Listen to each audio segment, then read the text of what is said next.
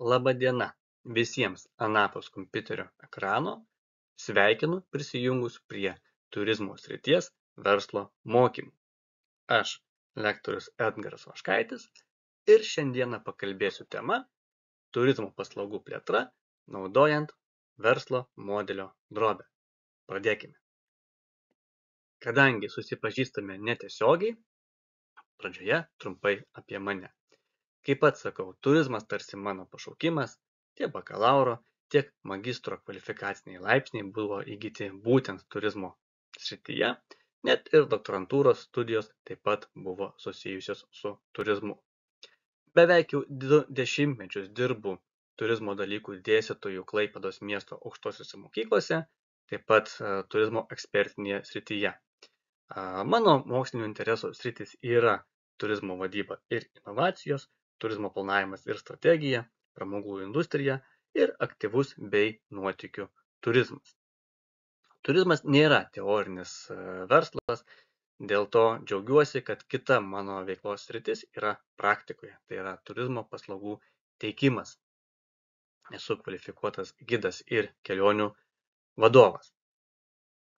Galima sakyti, kad gyvenimą žengiu tarsi ant 2 pėdų. Viena turizmo verslo tendencijos, teorija ir naujienos, kita yra turizmo praktika. Šiandienos šios mokymus taip pat grįsiu tarsi ant 2 pėdų. Puikiai suprantu, kad vien teorija daugam tikrai nebus įdomu arba bus sunku suprasti, todėl tai, ką norėsiu pasakyti, grįšiu konkrečiais praktiniais pavyzdžiais. Patirtis rodo, kad taip žmonės daug geriau įsisavina informaciją. Na ir mano praktiniai pavyzdžiai, jie bus ne iš kažkur pasaulio.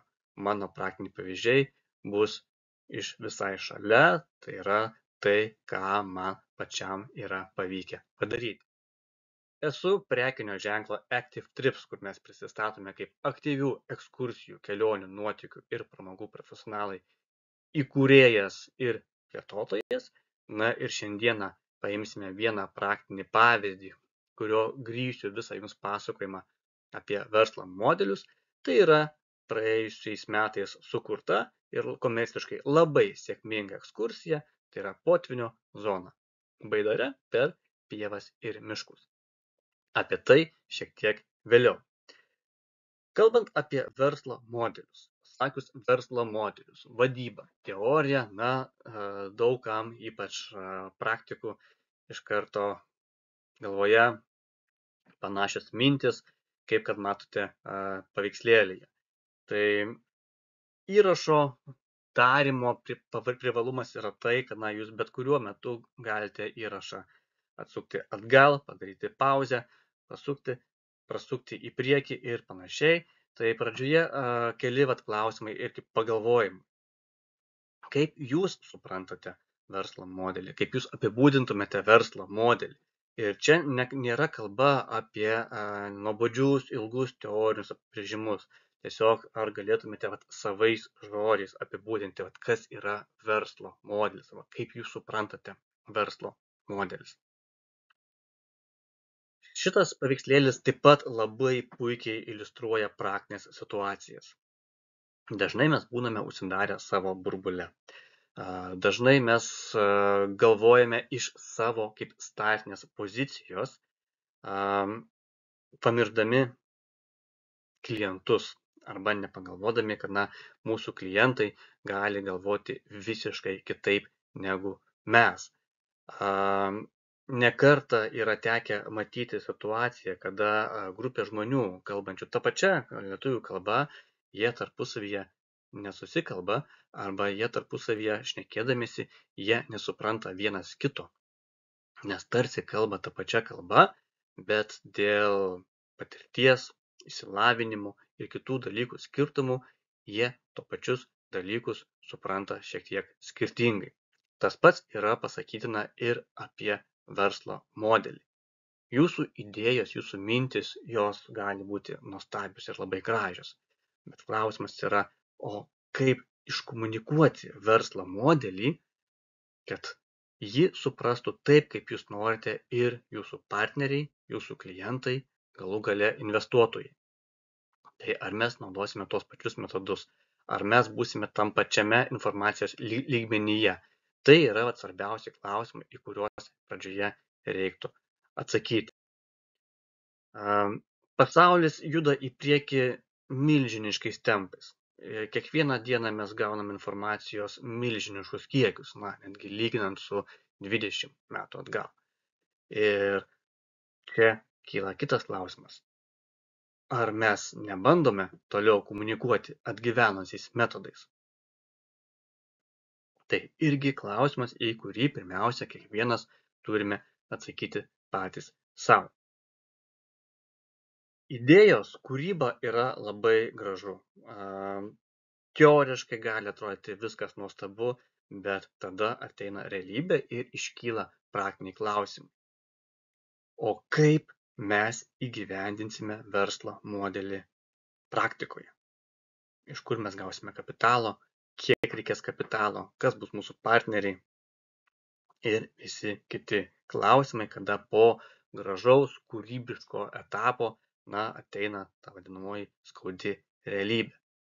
Tai net ir turizmo verslo modeliuose lygiai tie patys dalykai yra svarbus. Ar mes naudojame tinkamas priemonės, ar vis dėlto dar technologiškai galbūt esame atsilikę? Lietuva šitoje vietoje turi tikrai geras startinės pozicijas, nes lyginant net ir su daugelio valstybių technologiškai mes esame tikrai pažengę į priekį, bet taip pat nereikėtų ir per daug, aš sakau, užsiliūliuoti ant tų gražių žodžių. Taip pat reikia pasižiūrėti, ar priemonės, kurias mes šiandieną naudojame, jos yra tinkamos šių dienų realijomis. Kuriant kiekvieną verslo modelį, įgyvendinant kiekvieną idėją, daugeliu atveju veikia ir psichologija. Psichologija ir pagrindinis klausimas, ar mes nesugriūsime, kokios yra rizikos, kaip šitas rizikas reikia arba galima išvengti arba bent jas sumažinti. Ir kuo reikia didesnio kapitalo, tuo dažniau tų rizikų būna daugiau ir tokiu atveju baimių atsiranda daugiau. Pagrinde būtent tas ir yra klausimas, ar mes nesugriūsime.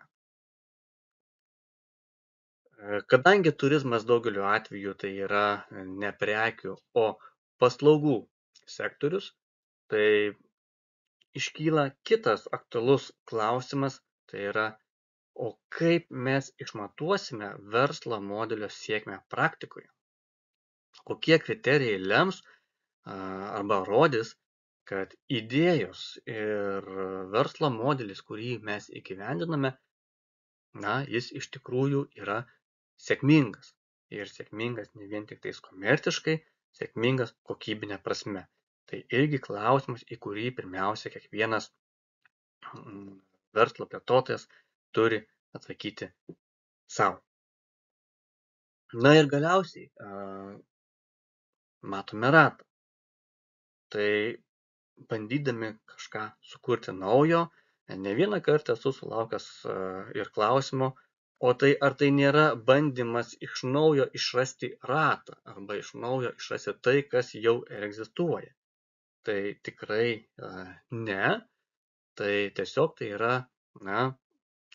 savo mūsų verslo plėtra, pasinaudojant šių laikų tendencijomis arba kaip dabar yra madinga sakyti, tendencijomis po COVID eros, nes net ir turizme daugelis tendencijų jos buvo iki COVID pandemijos ir po COVID pandemijos, tai yra tas naujas laikas, į kurį mes esame įžengę, kada turizmo sektorius atsigauna, kur tai be abejo taip pat turi dar daugelių iššūkių. Ir tendencijų žinojimas pasaulinių tendencijų, žinojimas, ko nori klientai, žinojimas, link kur eina pasaulis, tai labai stipriai palengvina visą procesą. Ir prieš pradedant kurti naują verslo modelį, prieš pasiruošiant kūrybiniam procesui, tokia įdomi mintis, kurią aš pats pirmą kartą perskaitęs, tiesą pasakius, nemažai nustebau. Vienas iškilus pasaulio verslo veikėjas yra pasakęs, kad verslo žmonės ne tik turi geriau suprasti dizainerius, jie patys turi tapti dizaineriais. Bet kuris žmogus, kuriam yra tekę dirbti su dizaineriais, ypač verslo žmogus, manau, man paantrintų, kad dizaineriai tai jie gyvena tarsi, tai tikrieji dizaineriai, jie gyvena tarsi kitame pasaulyje, kada jiems standartinės pasaulio taisyklės tarsi negalioja, ir kartais su dizaineriais dirbti būna tam tikras ir nemažas iššūkis. Ir staiga dabar siūlo, kad net ir verslo žmonės tarsi turėtų taip pat perimti tam tikras dizainerio savybės. O mintis yra tame, kad vis dėlto norint eiti į inovatyvią, naują sėkmę ir plėtrą, vien standartinių dalykų, standartinio mąstymo jau nebeužtenka. Svarbiausia tada yra kurti vertę ir norint kurti vertę, reikia žinoti, kam ją mes kursime ir kaip mes šitą vertę kursime. Taigi, verslo modelis. Kas tai? Ir mes čia naudosime Europos mokslininko Osterwalderio sukurtų verslo drobės modelių, kuris taip pat ir sako, kad verslo modelis tai atskleidžia vertę, kurią organizacija siūlo įvairiems vartotojų klientų segmentams ir parodo gebėjimus ir partnerius reikalingus šios vertės kūrimui, rinkodarai ir tiekimui, o taip pat ryšių kapitalo formavimui siekiant pelningų ir darnių pajamų srautų. Pilnai suprantu, toksai pakankamai ilgokas lyg ir teorinis apibrėžimas, bet po kiek laiko, jeigu atsisuksite šitos mokymus atgal, matysite, kad iš esmės tai yra viskas paprasta ir labai aišku. Taigi, einant prie verslo modelių, esminis klausimas. Ar šiandieną jūs įžvelgiate ir jeigu įžvelgiate, tai kur įžvelgiate didžiausias galimybės, kurios iš esmės leistų pagerinti jūsų veiklą. Tai yra strategiškai pagerinti jūsų veiklą. Greičiausiai pirmosios idėjos jau jums galbūt ir yra galvoje. Ir tada kyla klausimas, o tai kaip jas toliau strategiškai mes galime išplėtoti. Ir šitoje vietoje ir mums pagelbės verslo drobės verslo modelis. Tai verslo modelio struktūra pirmiausia būtų tokia. Kokį vertės pasiūlymą jūs norite sukurti ar kuriate? Dažniausiai tai yra nusakoma trumpai, paprastai ir aiškiai. Kaip ir minėjau pačioje pradžioje, dažnai atsitinka taip, kad mes suprantame pasaulį iš savo pozicijos, bet šiuo atveju mes vertę kūrėme ne savo. Mes vertę kūrėme savo klientams. Tai vienas iš tuos klausimų, į kurį reikia atsakyti, o kokie yra mūsų klientų segmentai. Nesvarbu, ar tai būtų fiziniai asmenys, ar tai būtų juridiniai asmenys, bet kliento pažinimas ir žinojimas yra vienas svarbiausių momentų. Kitas dalykas tai yra, o kaip mes pasieksime tikslinės savo klientų rinkas.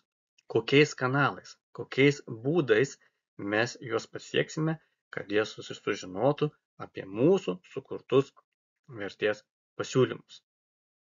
Darbas su klientais ties tuo nesibaigia.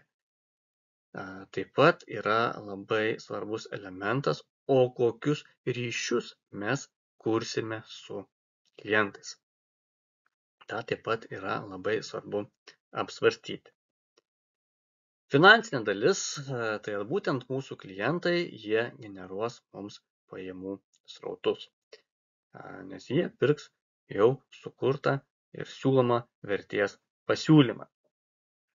Tačiau, norint tai pasiekti, reikia tam tikrų esminių sugebėjimų, kad šis vertės pasiūlymas būtų sukurtas. Tai kokių reikia esminių sugebėjimų, tai yra klausimas, į kurį taip pat reikia sau atsakyti. Kada žinome, kokie yra šitie esminiai gebėjimai, kaip mes išdėsime visą veiklą, kokių mums išteklių reikės, kad būtų būtent sukurta ta vertė, kurios mes norime pasiekti, ir kokių partnerių bei kokių partnerio tinklo mums reikės. Nes turizmas yra verslas, būtent paslaugų verslas, paslaugų rinkinių verslas, ir turizme po vieną labai retai būna sėkmingas verslas, nes turizmas yra paremtas būtent bendradarbiavimu. Ir visa tai yra būtent kaštai, kuriuos mes patirime, norint sukurti vertės pasiūlymą. Ir jeigu kaštai yra mažesni negu planuojame arba gaunami pajamų srautai, sveikinu, jūs turite veikiantį verslo modelio struktūrą. Tai jeigu kalbėt teoriškai, trumpai būtų tiek. Ir aš puikiai suprantu, kad ne vieną kartą vadyboje tai yra jau ir atsitikę, kad prikurta daug yra vadybos teorijų ir teorija atitrūksta nuo praktikos ir praktikos žmonėms būna sudėtinga suprasti. Tai būtent šitas verslo modelis, jis buvo tas, kuris tarsi grąžino atgal, kad prie praktikos pagrindiniai žingsniai, kuriuos turi atlikti verslininkai, kad jie galėtų pasitikrinti, ar jų idėjos veikia. Ir jums yra dar šiek tiek papildomai taip pat irgi patikslinimai, tai kas yra šitos vertės pasiūlymai. Tai vertės pasiūlymai tai gali būti nebūtinai vienas, gali būti keli. Tai yra bendras kompanijos produktų ir paslaugų paketas, paketo apžvalga. Jeigu mes tada einame į kliento dalį, tai yra koks jūsų tikslinis vartotojas, kuriam jūs siekiate sukurti ir suteikti vertę, kokiais kanalais jūs bendrausite, komunikuosite ir palaikysite ryšius su savo esamais arba potencialiais klientais. Ir taip pat kokius jūs ryšius kursite. Kitoje dalyje, infrastruktūrinėje dalyje, tai kaip ir minėjau, gebėjimai reikalingi įgyvendinti jūsų verslo modeliui, partnerių tinklas, su kokiamis įmonėmis ar organizacijomis jūs partneriausite, kurios bus jums reikalingos, kad sustiprintų jūsų vertės pasiūlymą arba atliktų tam tikrus veiksmus, kuriems jūs neturite išteklių arba gebėjimų, ir veiklų bei išteklių išdėstymus, kurių jums reikės vertės pasiūlymo sukūrimui. Ir tada, kaip minėjau, finansinė dalis – kaštai, kurie susumuoja visas piniginės veiklos vykdymo pasiekmes, ir pajamų srautai, kurie apibūdina pajamų srautus, kuriais uždirbami yra pinigai. Atrodytų viskas lyg ir paprasta, bet kada tai yra daroma praktiškai, žinokit, veikia. Ir čia ekrane dabar matote mano darbo kambario nuotrauką, kur esančia už nugaros, kad lygiai tą patį verslo modelį aš naudoju taip pat praktiškai ir savo naujų idėjų generavimui. Tai nereiškia, kad diena iš dienos aš tiesiog gyvenu, bet tiesiog tada susirašant į vieną vietą ir tada matant vienoje vietoje, žinokit, tada jau generuoti ir patikrinti eina daug lengviau. Tai vėl ne teoriniai vien čia yra dalykai, tai yra praktiniai, ką ir aš pats kaip lektorius tą taip pat savo praktinėje kasdienybėje taip pat naudoju. Tačiau atsitinka vis dėlto taip, kad jeigu reikia sukurti unikalų vertės pasiūlymą, žmonėms, kurie versle yra jau ilgesnį ar trumpesnį laikotarpį, vis dėlto pritrūksta tam tikrų platesnio masto teorinių žinių. Ir tada šitoje vietoje būna taip, reikia mums unikalaus vertės pasiūlymo kokio arba kaip padaryti, kad tai visa būtų teisinga. Ir tada šitoje vietoje padeda kiti 9 žingsniai, kuriuos mes perėsime būtent teoriškai ir praktiškai, kurie dar labiau palengvins visą šitą procesą. Taigi, unikalus vertės pasiūlymas. Apie ką čia? Ir pirmas žingsnis, nuo kurio reiktų pradėti, tai yra jūsų šiandieninės problemos. Užsirašykite 1-3 šiandieną egzistuojančias jūsų versle problemas. Ir kaip jūs šias problemas sprendžiate šiandieną. Turizme dabar labai yra taip pat populiaru klasterių veikla. Yra sukurtas ne vienas klasteris, bet klasikų teoretikai sako, taip, sukuria klasterius, bet praktiškai jie nėra klasteriai, nes viename žingsnyje atsitinka tai, kada tarsi konkurentai jie turi pasakoti apie savo problemas. Ne išorinės problemas, kurios galbūt yra bendros visiems, bet verslo vidinės problemas. Ir šitoje vietoje dar yra tam tikras nepasitikėjimas esamu ar potencialiu konkurentu. Ir tai stabdo. Tai lygiai taip pat irgi. Pirmas dalykas tai yra jūsų šiandieninių problemų sąrašas. Gali būti viena, gali būti 3, bet kokios yra šiandieną ir ar jau matote egzistuojančias alternatyvas. Tai padarius, antruoju etapu klausimas yra apie klientus. Tai parašykite savo tikslinius klientus ir vartotojus. Tai yra tuos klientus, kurie būtų ankstyvieji pritaikytojai. Tie, kurie pirmiausia naudotųsi jūsų paslaugomis ar prekėmis, kokios būtų jūsų idealių klientų charakteristikų sąrašas. Tai tada čia pamatysite, kiek jūs plačiau arba mažiau pažįstate savo klientus. Trečiuoju punktu turi būti paprasta ir aiški žinutė, kuri pasako, kuo esate išskirtiniai ir verti dėmesio. Kuo jūs tiesiog išsiskiriate iš kitų. Tai ar galite vienu sakiniu suformuoluoti tokią aiškę žinutę, kuri bendrame informacinėme sraute nepasimestų ir jūsų klientai per šią žinutę, per šį pasakymą galėtų identifikuoti, kad tai yra jūs, kad tai yra jūsų verslo produktas.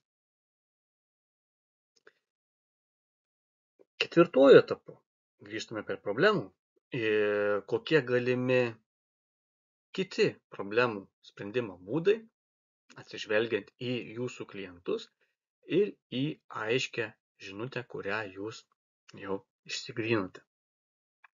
Penktuoju etapu, o kokie keliai iki jūsų klientų, tiek esančių, tiek būsimų.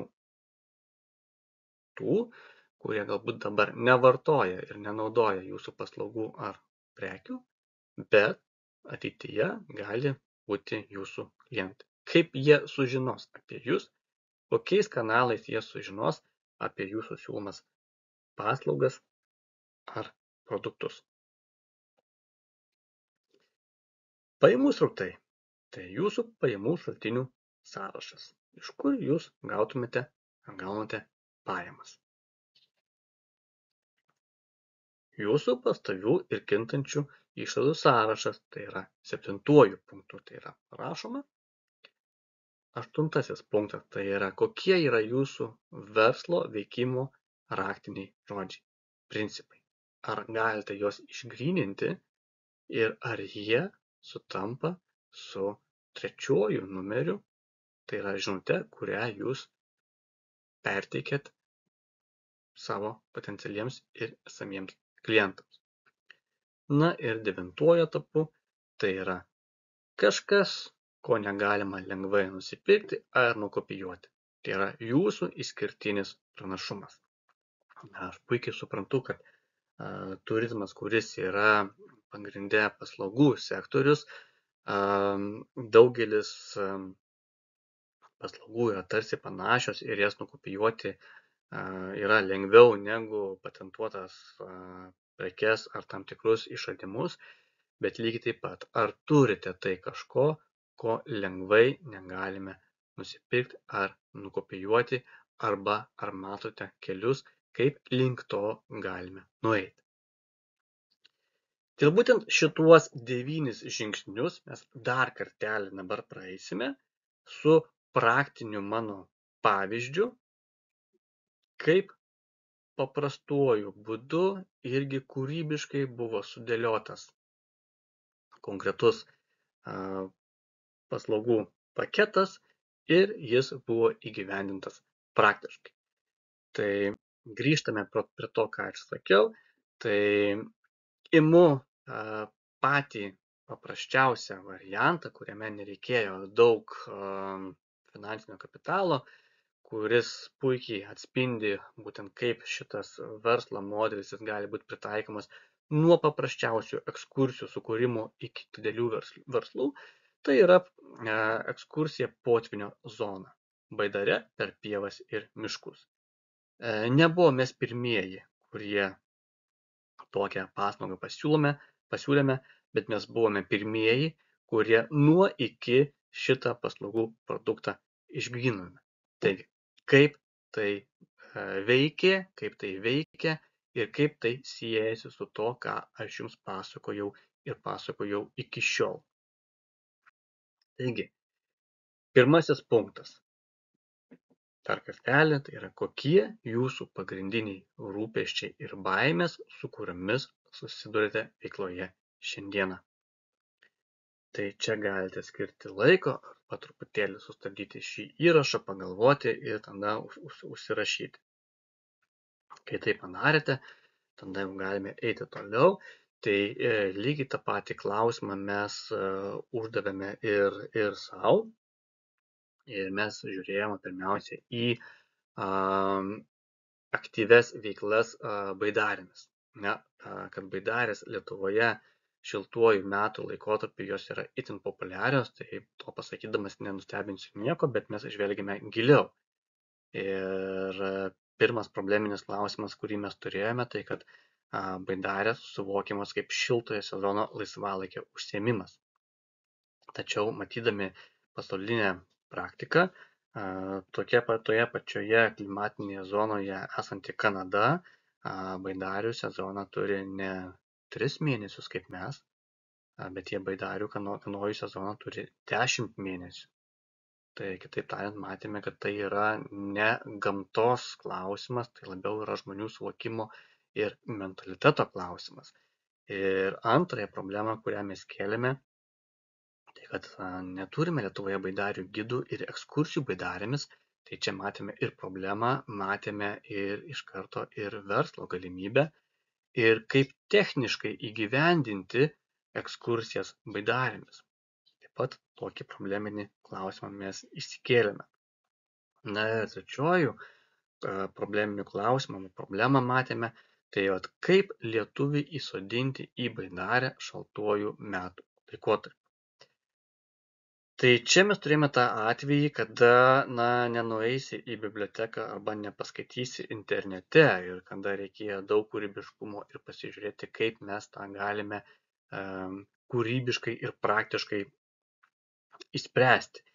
Ir pradėjome būtent nuo šitų klausimų ir šitų problemų išsigryninimo, peržiūrime, kokios egzistuoja tendencijos ir kaip mes tas tendencijas galime pritaikyti ir Lietuvoje. Antruoju etapu, kiek jūs galite atsakyti, kokie yra jūsų pagrindiniai klientai ir vartotojai, kurie naudojasi jūsų paslaugomis. Klientų pažinimas yra labai svarbus ir net ir Klaipėdos apskrityje mes turime ir turizmo srityje veikiančių didelių įmonių, kurios turėjo milijonines investicijas, bet iki galo taip ir neišsigryninusios buvo savo klientų. Ir pradžioje nežinodamas, kas tikslinis klientas, visą komunikaciją, rinkodarą ėmė plačiai, o tai reiškia, kad tiesiog šaudė tarsi į taikinį, nežinodami, kur yra tas tikslinis tikslas. Ir tik po to, kada jau specializuotos rinkodaros agentūros išgrynino 3 tikslinių klientų segmentų rinkas ir praėjo tikslinė informacija būtent į tas klientų segmentų rinkas ir paslaugų produktai buvo suinteresuoti būtent į juos, praėjus metams tos įmonės apyvarta ūgtelėjo kartais. Kadangi tai buvo individualūs užsakymai, tai viešai aš tos įmonės įvardinti negaliu. Bet norint atsakyti pirmiausia savo į klausimą, o kokie tai yra klientai, tai pirmiausia reiktų žinoti, kaip yra segmentuojama turizmo rinka. O čia yra svarbiausia 5 pagrindiniai kriterijai. Pirmasis tai yra demografiniai požymiai. Jūsų klientų amžiaus ribos, šeimos gyvenimo ciklas, šeimos dydis, lytis, tautybė, rasė, etninė grupė, religija. Ne visose, be abejo, paslaugose arba versluose visi šitie kriterijai gali būti svarbus, bet kiekvieną iš jų jūs turite pergalvoti, kuris gali būti arba yra svarbus apibrėžiant jūsų tikslinį klientą arba tikslinės klientų grupės. Antrasis tai yra socioekonominiai požymiai. Ar yra svarbu, kokia veikla užsiima jūsų klientai, kokios klientų pajamos ar socialinė klasė.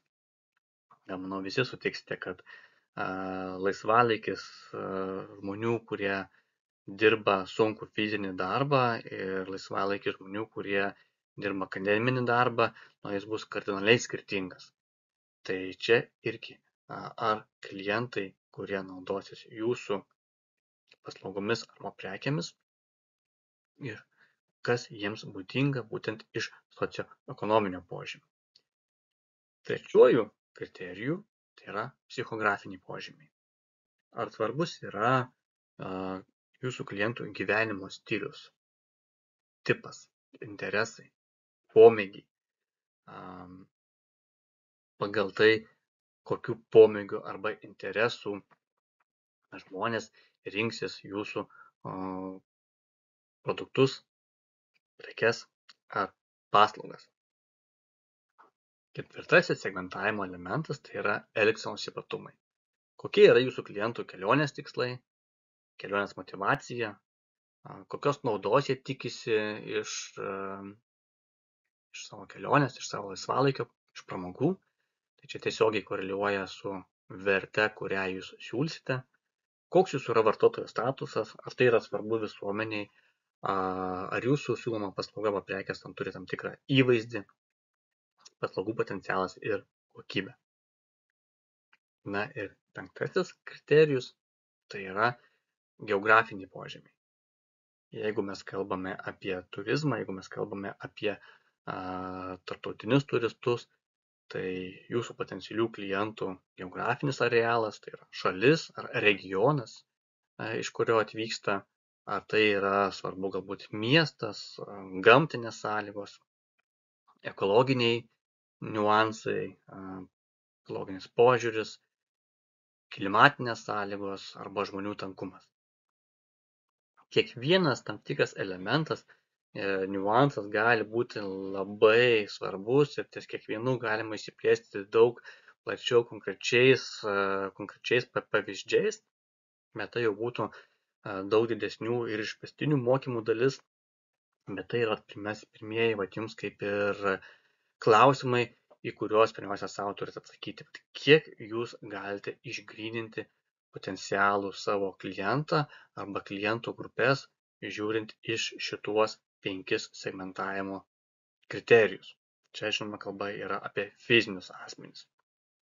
Jeigu matote, kad vis dėlto tai yra sudėtinga ir iki galo dar nežinote, kas yra jūsų klientai, tai tokiu atveju, kaip minėjau, rinkoje yra įmonės, kurios padeda šitos dalykus išgryninti.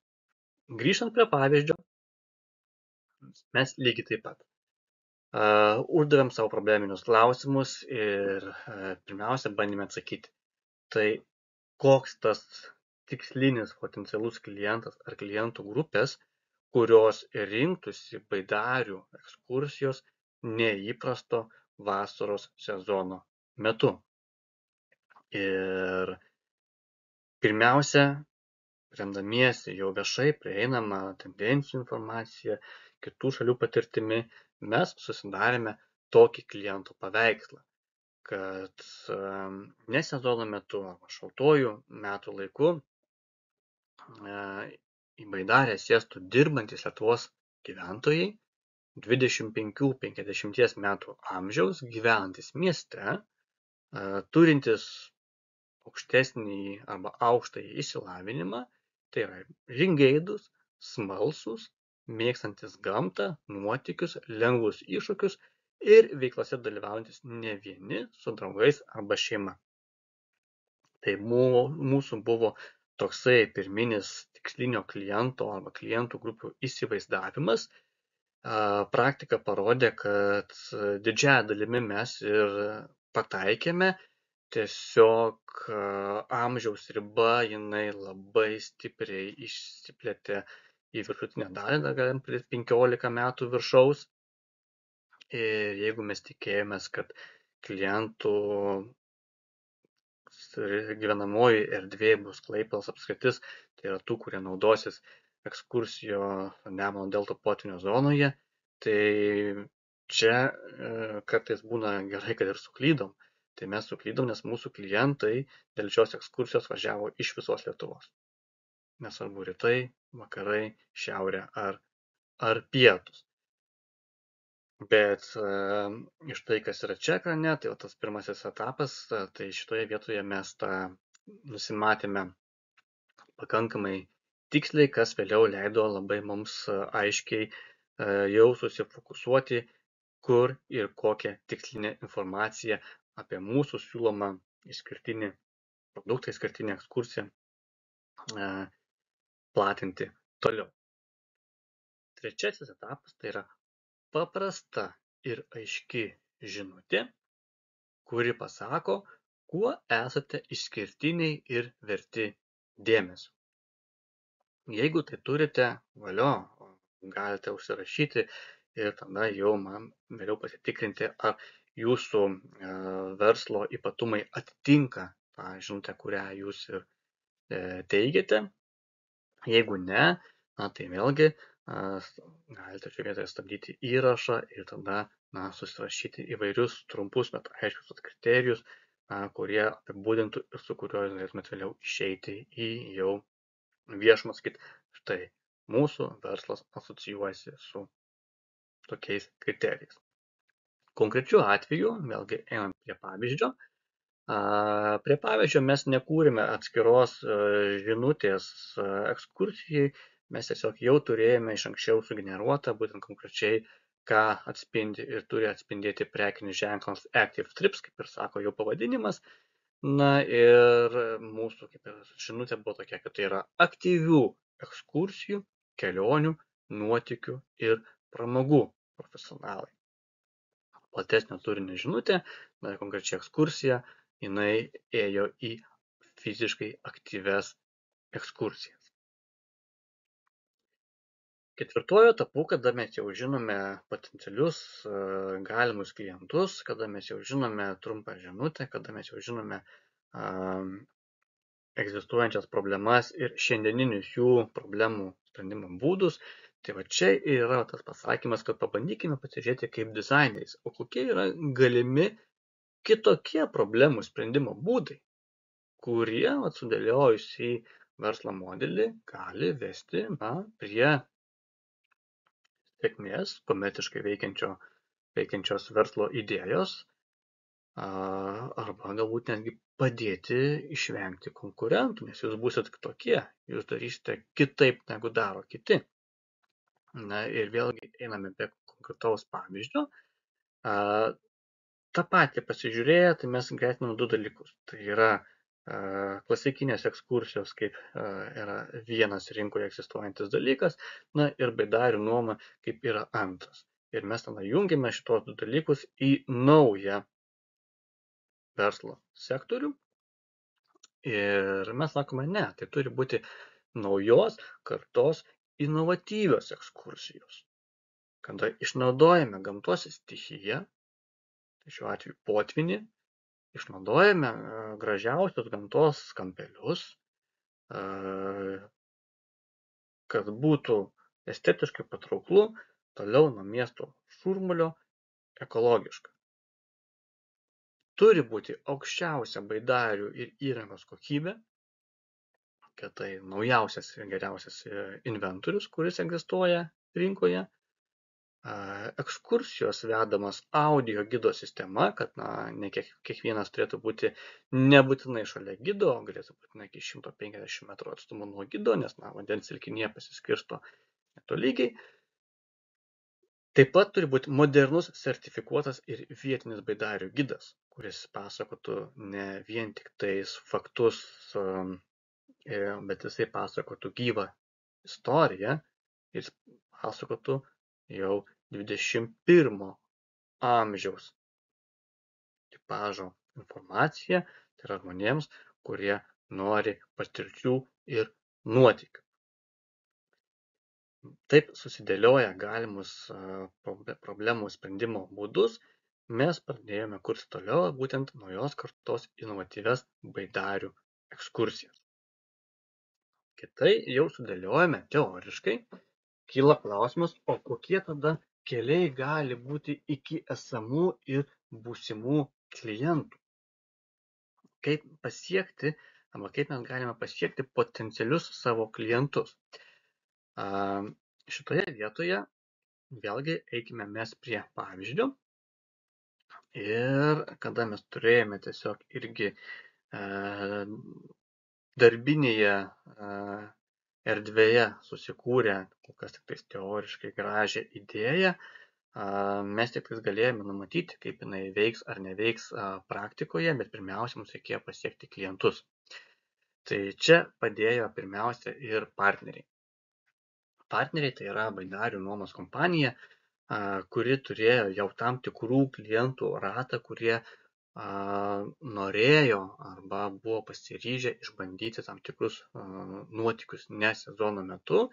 Ir pirmasis būdas, kaip mes pasiekėme, tai buvo trumpos SMS žinutės jau turimam klientų ratui. Kitas kanalas tai buvo socialinis tinklalapis Facebook. Jame buvo ir skleidžiama informacija per specializuotus puslapius ir tada kuriami renginiai, imant Facebooko reklamą pagal nusimatytas tikslinės klientų grupės, kad vėlgi nebūtų pinigai leidžiami tiesiog į orą. Kitas socialinis tinklalapis Instagram mums buvo tiesiog kaip papildomas viešinimo kanalas, nes Instagramą dažniausiai naudojasi jaunesnio amžiaus žmonės, tai vis dėlto pagrindinis dėmesys buvo mums į Facebook socialinį tinklalapį, nes tikslinė auditorija vyresnė labiau yra būtent Facebook. Nu, Instagramą mes žiūrėjome tiesiog kaip papildomą galimą viešinimo kanalą, juolab, kad tai nekainavo papildomai nei finansų, nei beveik laiko. Na ir YouTube platformoje, tai vėlgi, kadangi žmonės dažniausiai myli ir akimis, tai talpiname trumpus video reportažus ir YouTube kanalą mes naudojame labiau kaip priemonė, kurioje mes galime patalpinti, kaip tarkim archyve tai, ką esame sukūrę, ką vėliau kaip nuorodas būtų galima dalintis ir per kitus kanalus. Nepamiršome per bandomąją žvalgybinę ekskursiją padaryti ir tiesioginės live, kitaip tariant, transliacijos Facebook'e. Ir šioje vietoje mums pavyko tai, kad tą transliaciją pamatė ir žiniasklaidos atstovai. Tai susidomėjo ir TV3 kanalas, atskirai vėliau buvo netgi padarytas ir atskiras žinių reportažas, kuris buvo parodytas per TV3 vakaro žinias ir taip pat nacionalinėje žiniasklaidoje, taip pat ir 15 min portalas, kuris apie tai rašė atskirai straipsnį. Žinoma, taip pat gali būti ir pranešimai spaudai, o aišku, mums labai taip pat pagelbėjo ir vėliau TV3 reportažas, nes praėjus tam tikrą laiką po reportažo į skirtingas žiniasklaidos grupės taip pat buvo talpinami ir straipsnio pavidalo visa informacija. Žinoma, nereikia pamiršti ir viešinimo iš lūpų į lūpas jau po pirmųjų įvykusių ekskursijų, bet taip pat buvo labai svarbi internetinė platforma, tai yra Active Trips internetinė parduotuvė, kurioje buvo galima ir įsigyti iš karto online šią ekskursiją. Tai yra internetinė platforma, kurioje buvo vienoje vietoje visa informacija. Tai pasirinkę šituos sklaidos kanalus galėjome eiti toliau ir tada, žinoma, pajamų šaltinių sąrašas, ir kur mes gausime konkrečiai pajamas, tai konkrečiu atveju, imkime vėlgi pavyzdį, tai yra baidarės ir papildomo inventoriaus nuoma, taip pat yra užmokestis už gido darbą ir audio gidų nuomą, nuvežimas iki starto vietos, jeigu kai kuriems klientams to reikėdavo. Taip pat ne vien tik tais ekskursiją potvynio zonoje mes siūlėme, kaip papildomą galimybės po ekskursijos mes siūlome, kad galite užsakyti pirtį, tada žinoma yra tarpininkavimo tam tikras mokestis ir taip pat tarpininkavimas, jeigu po ekskursijos norėjo dalyviai dar matyti tam tikrą kulinarinio paveldo degustaciją arba įsigyti kulinarinio paveldo produktus. Tai mes siūlėme tiesiog irgi bazinį paslaugų paketą ir papildomus, kur galėjo dalis klientų taip pat užsakyti esant norui ar poreikiui. Einame prie kito klausimo, tai yra kokios pastovios ir kintančios išlaidos, koks yra jų sąrašas, ir šioje vietoje aš nemažai suvardinau ir akylesni klausytojai galbūt sakė, tai palauk, o tai kur tada yra visos kitos išlaidos, kurios yra reikalingos, tarkim baidarės, svetainiai ir panašiai. Tai šioje vietoje ėmėmės kito veiksmo, taip pat ne veltui ekrane yra tam tikra nuotrauka, tai čia mums padėjo mūsų partneriai arba turimos žinios. Tai konkrečiai, kadangi Active Trips labiau eina apie turizmo srities profesionalus, tai čia kalba yra apie investavimą į save ir internetinės parduotuvės išlaikymą, transportavimas, baidarės ir baidarių įranga, visą tai mes perleidome mūsų partneriams, tai būtent baidarė.com. Tai mes čia labai sumažiname rizikas, kitaip tariant, mes labai sumažiname kaštus, kol kas mums labiau apsimoka inventorių nuomotis, kol mes dar nežinome iki galo, koks bus poreikis ne sezono metu. Tai kitaip tariant, mūsų verslo plėtra šioje vietoje sumažinant kaštus eina lėčiau ir palaipsniui, o ne vienu sykiu, kada būnant dideli kaštai. Tai mes kliaujamės būtent partneriais, savo partnerių tinklu, kur pradžioje verslo idėjas padeda plėtoti. Tokiu atveju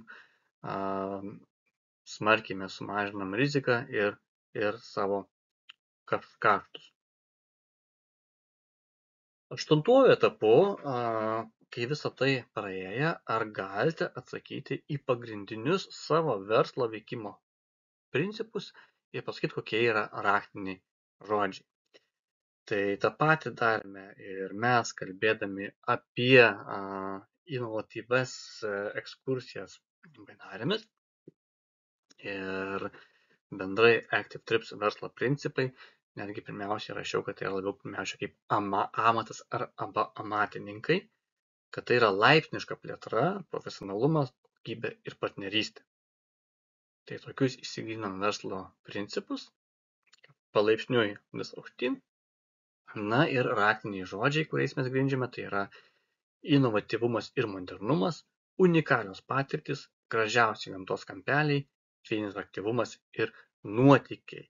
Ir tai, ką mes čia esame įsigryninę, tiesiogiai koreliuoja ir jūsų atveju tai, ką jūs įsigrinsit, turi tiesiogiai koreliuoti su tiksliniais klientais, su žinutėmis, kurias jūs siūsite į rinką. 9 etapu. Jūsų išskirtinis pranašumas, ko negalima lengvai nusipirkti ar nukopijuoti. Kaip ir minėjau jau šiame pristatyme, tai turizmas, rekreacija ir turizmas galbūt nėra ta verslo šaka, kur nukopijavimas būtų sudėtingas, tai kopijavimo ir atkartojimo yra daug ir šitoje vietoje gali būti ir lengviau rasti išskirtinį pranašumą, bet konkrečiu atveju, kada mes darėme potvynių ekskursijos, kaip ir minėjau, mes nebuvome pirmieji, kurie padarėme, bet mes pirmieji, kurie padarėme komerciškai itin sėkmingą ekskursiją potvynių zoną Baidare per pievas ir miškus. Mūsų skirtinumas yra tas, kad vyksta lietuvių kalba ir gidas, tai yra, aš pats kadangi vedu, tai esu vietinis gyventojas ir aš kalbu vadinamą iš to angliško termino local, kada pasakoju istorijas tokias, kur nerasi internete arba knygose, tai yra tam tikras nuotykis. Mūsų partneriai užtikrina geriausią inventoriaus kokybę. Mes darome būtent mažose grupėse, kad tai nebūtų masinis reikalas, kad tai subalansuota ir ekologiška. Ir mes naudojame audio gido sistemą, kur taip pat ne kiekvienas ją gali nusipirkti, nes tai kainuoja nemažus pinigus, bet tai buvo investuota taip pat turint tam tikras žinias per kitus projektus. Ir tai mes matome, kad kol tai nukopijuos, tai reikia tam tikro didesnio kapitalo ir partnerystės, negu tai, ką mes dabar esame pasiekę. Dėl to mes esame kitokie ir bent praėjusią sezoną tikrai labai sėkmingai vykstantis, nes buvo atvejų, kada žmonės net ir savaitę laukdavo eilėje, kad galėtų šitoje ekskursijoje sudalyvauti. Tai va taip per 9 šituos žingsnius mes padarėme būtent unikalų vertės pasiūlymą. Tai dar kartelį grįžtame prie to paties, nuo ko pradėjome. Ir verslo modelio struktūra. Vertės pasiūlymas. Mes pasiūlėme unikalias baidarių ekskursijas savo klientams, kuriuos įsigryniname per tam tikrus paskirstymo kanalus, kuriuos aš jums minėjau. Ryšys su klientas tai buvo betarpiškas, dėmesys kiekvienam klientui. Pajamų srautai, kurie buvo gaunami, taip pat aš jums buvau įvardijęs. Kokių esminių gebėjimų, taip pat kaip ir minėjau, tai kad ir gamtos stichijos išnaudojimas, tai yra ir aukščiausia baidarių kokybė, audio gido sistema, sertifikuotas gidas, internetinė parduotuvė. Tai mes arba tas veiklas jau turėjome, arba tos išteklius įgijome per kitus projektus, arba per partnerių tinklą, kur šioje vietoje mums tai buvo didesni arba mažesni kaštai. Tai lygiai taip pat irgi per savo idėjas jūs galite susistrateguoti, susidėlioti savo versle arba savo verslo naujose idėjose. Ir galiausiai tada ir vėlgi matome užtikrinant iki galo. Mes matome vertės pasiūlymas, tai yra bendras kompanijos produktų ir paslaugų paketas, apžvalga, koks yra tikslinis klientas, kaip mes iki jo nueisime ir kokį ryšį kursime su klientu, partnerių tinklas, kokių reikės išteklių ir gebėjimų norint sukurti būtent šį vertės pasiūlymą. Na ir galiausiai tada jau žiūrime, ar mūsų pajamų srautai yra didesni negu kaštų struktūra. Jeigu ne, tada atsakymas labai paprastas, nėra kol kas inovatyvios ir veiksmingos verslo idėjos ir perdėlioti iš naujo. Jeigu matote, kad pajamų srautai yra didesni negu kaštai, valio, sveikiname, jūs turite sėkmingą ir komerciškai veikiančią verslo idėją, sudėliotą pagal verslo drobės modelį. Tai sėkmės visiems kuriant savo verslo idėjas ir jas patikrinant, arba kitaip tariant, sėkmės siekiant savojo laimės švyturio. Tai ačiū Jums už dėmesį, tikiuosi, kad buvo naudinga, tikiuosi, kad sužinojote ką nors naujo ir, kaip ir minėjau, tai yra verslo modelis praktikams. Verslo modelis, kuris būtent praktiškai pradeda patikrinti, ar ta idėja, kurią jūs turite, jinai gali būti komerciškai sėkminga. Tai sėkmės kuriant ir būkit savo sėkmės dizaineriai. Ačiū ir iki.